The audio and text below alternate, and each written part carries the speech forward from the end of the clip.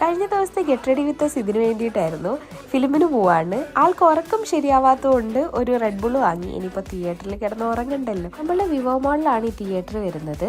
അപ്പോൾ തിയേറ്റർ നല്ല രീതിയിൽ അട്രാക്റ്റീവാണ്. നമ്മളൊരു കാസിനോ മോഡൽ. അപ്പം നിങ്ങൾ വിചാരിക്കും ഞാൻ കാസിനോ കണ്ടിട്ടുണ്ടോ? ഇല്ല, ഞാൻ സിനിമയിൽ കണ്ടതാണ്. കണ്ടോ, ഈ റെഡ് കളറൊക്കെ ആയിട്ട് നമ്മൾ വല്ലാതെ അട്രാക്റ്റ് ചെയ്യും. അടിപൊളി തിയേറ്ററാണ് കേട്ടോ.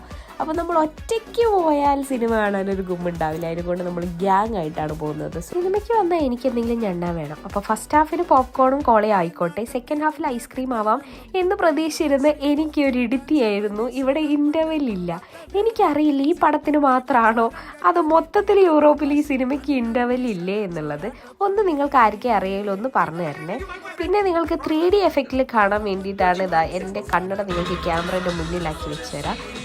പടം കുഴപ്പമില്ല, പക്ഷേ നമ്മൾ വിചാരിച്ച അത്ര ഒരു ത്രില്ല് കിട്ടിയില്ല. ഒരു അടിയൊന്നും പ്രതീക്ഷ